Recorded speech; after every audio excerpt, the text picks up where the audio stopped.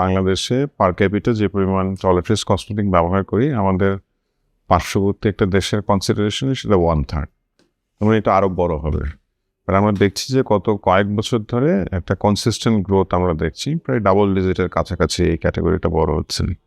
আর সবচেয়ে আনন্দের ব্যাপার হচ্ছে অনেক লোকাল কোম্পানি এখানে নতুন করে আসছে। আমরা যেমন স্কয়ার টয়লেট্রিজ থেকে আমরা আমাদের নিজস্ব গ্রোথের কনসিডারেশন আমরা দেখছি যে আমরা খুব ভালো ট্র্যাকশন পাচ্ছি এবং অনেকগুলি ইম্পোর্ট সাবস্টিটিউট ক্যাটাগরিতে আমরা ঢুকেছি।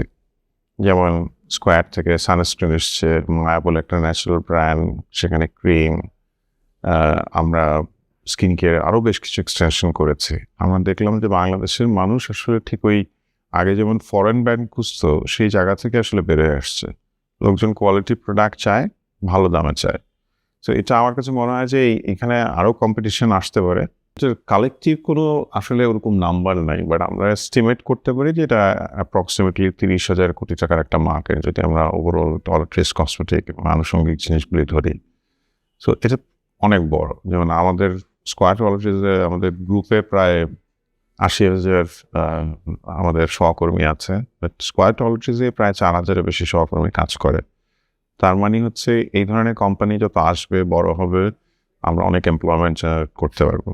একদিকে হচ্ছে টাকার রোল আউট, যেমন বাংলাদেশে আমরা বলি যে প্রায় 1.8 মিলিয়ন আউটলেট আছে যারা এফএমসিজি ক্যারি করে।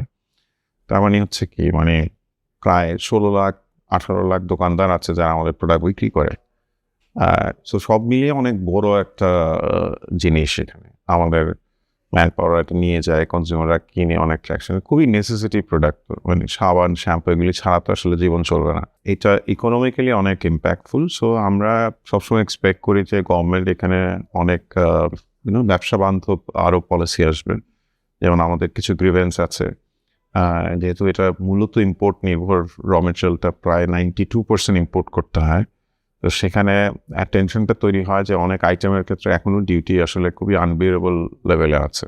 যেমন আমি একটা উদাহরণ দিই যে আমরা যে কোকোনাট অয়েল বিক্রি করি, আরবিডি, এটা আমাদের বাইরে থেকে আনতে হয়, এখানে প্রায় 66% ডিউটি আছে এই মুহূর্তে। সো যেমন সোপ নুডলস আসে, এটাতে প্রায় 28% ডিউটি হয়, 25+3। সো এইগুলি আমার মনে হয় যে এই ধরনের ইন্ডাস্ট্রিতে আসলে এটা ব্যাকলগ তৈরি করছে, কারণ আমরা at the end of the day competitive প্রাইসে তো দিতে হবে। সো এটা যদি বাইরে থেকে কেউ বানিয়ে নিয়ে আসে বা গ্রে মার্কেট দিয়ে হয়, তাহলে অনেক সময় দেখা যায় যে আমাদের থেকে কম দামে কেউ দিয়ে দিচ্ছে। সেইখানে আমরা সরকারি পৃষ্ঠপোষকতা আরও বেশি চাই। যেহেতু আমরা টয়লেট্রিজ কসমেটিক বানাই, আমাদের একটা বড় ব্যাপার হচ্ছে ইনোভেশন করতে হবে সারাক্ষণ। আমরা সারাক্ষণ ইনোভেট করতে থাকি প্রোডাক্ট, কীভাবে আরও বেটার প্রোডাক্ট দেওয়া যায়। সো নতুন ফিচার অ্যাড হয়, ধরেন SPF 30 আছে, ওটা কীভাবে 50 করা যায়। কোনো একটা হেয়ার অয়েল দিচ্ছে, সেখানে নতুন কোনো হার্বস অ্যাড করা যায়। একটা সাবানের মধ্যে নতুন কোনো ভেরিয়েন্ট আসলে নেওয়া যায়। How can we add vitamin C or elsewhere, like সারাক্ষণ এক্সপ্লোরেশন চলছে। এই এক্সপ্লোরেশনগুলি আমাদের যদিও দেশি বিদেশি একটা R&D টিম আছে আসলে, বাট তার বাইরেও আমরা সারাক্ষণই চেক করি বিভিন্ন সাপ্লায়াররা কোথায় কী প্রেজেন্ট করছে, তাদের সাথে এঙ্গেজমেন্ট করে। যেমন কোরিয়া, দুবাই, থাইল্যান্ড, সিঙ্গাপুর, সব জায়গায় আমরা যাই ফেয়ার হলে। সো এবং সবাইকে যেতে হয় যারা এই ব্যবসায় আছে। তো এরকমই একটা ফেয়ার যখন বাংলাদেশে হয়, তখন আমরা মনে করেছি যে let's be with the organisers, যে আমরা সাথে থাকি। It's very nice to see the Korean ambassador there as well. ওনাকেও আমরা দেখালাম আমাদের সক্ষমতার কথা, ইজ ভেরি ইমপ্রেসড। সো আমার মনে হয় যে এই ধরনের ফেয়ার হলে ইন্টারাকশন বাড়বে। এইবার যারা এসছেন এক্সিবিটর হিসেবে, সামনে আমি আশা করি আরও বড় হবে। সো আরও বড় হলে আরও এঙ্গেজমেন্ট বাড়বে, আরও এঙ্গেজমেন্ট বাড়লে তাদেরও ব্যবসা হবে। মানে পুরো ব্যাপারটাই তো আসলে এখানে যারা আসছেন এক্সিবিটর, তাদেরও বেনিফিট হতে হবে। সো হয়তো এইবার অনেক স্কেপটিক্যাল ছিল, অনেকে হয়তো ধারণা করতে পারেন। আমি শিওর যে আগামীবার আরও ভালোভাবে হবে, আরও বড়োভাবে হবে, আরও ভিজিটার পাওয়া যাবে। একটা বড় চ্যালেঞ্জ হচ্ছে, আমি বললাম যে এখানে 98%, কোনো ক্ষেত্রে 98, কোনো ক্ষেত্রে 90% র মেটেরিয়াল বাইরে থেকে আসেন। মানে লোকালি পাওয়া যায়, কিন্তু আসলে ইম্পোর্ট করতে হয়, আইদার আমরা করি বা অন্য কেউ করুক। সো আমাদের এখানে যেমন বাংলাদেশে আসলে কোনো মিনারেল নাই, আমরা ভেজিটেবল অয়েল খুব বেশি, মানে সরিষার তেল দিয়ে আসলে টয়লেট্রিজ হয় না। সো আর লাগে হচ্ছে পাম অয়েল, সেটা আমাদের এখানে হয় না। সো মোটামুটি একটা বিরাট বাস্কেট আমাকে বাইরে থেকে আনতে হয়। সো আমি যদি 2023-এর এই সময়ে এই কথা বলতাম আপনার সাথে, তাহলে তখন ডলারের দাম ছিল 82 টাকা, আর এখন এটার দাম হচ্ছে 122 টাকা। তার মানে প্রায় 50% ডলার ডিভ্যালুয়েট হয়েছে। আমরা কিন্তু কোনো প্রোডাক্টের দাম 2023 থেকে 50% বাড়েনি আসলে। So obviously we are sacrificing the profit, directly it's hitting the profit. এবং একটা ম্যানুফ্যাকচারারের অবভিয়াসলি ব্যবসার প্রধান উদ্দেশ্য প্রফিট না, কিন্তু এটা ওয়ান অফ দ্য ডেফিনেটলি এখানে একটা পয়েন্ট যে এখানে ব্যবসা করতে হলে প্রফিটেবিলিটি জেনারেট হতে হবে। সো উই স্যাক্রিফাইসিং প্রফিট, এটা হচ্ছে বড় একটা চ্যালেঞ্জ। এখানে সাপোর্ট যেটা হতে পারে সেটা হচ্ছে র মেটেরিয়ালগুলির উপরে যে ডিউটি বার্ডেন আছে, যেটা বললাম RBD coconut oil, soap noodles. RBD coconut অয়েলে আছে হচ্ছে যেটা লাগে আমাদের টয়লেট্রিজের অনেক জায়গায়, সেখানে 66% ট্যাক্স ধার্য করা আছে। সোপ নুডলসের উপরে 28% স্যাম্পলিং, খুবই মানে অবিশ্বাস্য এটা। সো এই জিনিসগুলি, তারপরে আমাদের যেই ধরেন স্যানিটারি ন্যাপকিন আমি যদি বলি, সেটার অনেক মেটেরিয়ালের উপরে ওভার ট্যাক্স অ্যাসেসমেন্ট হচ্ছে।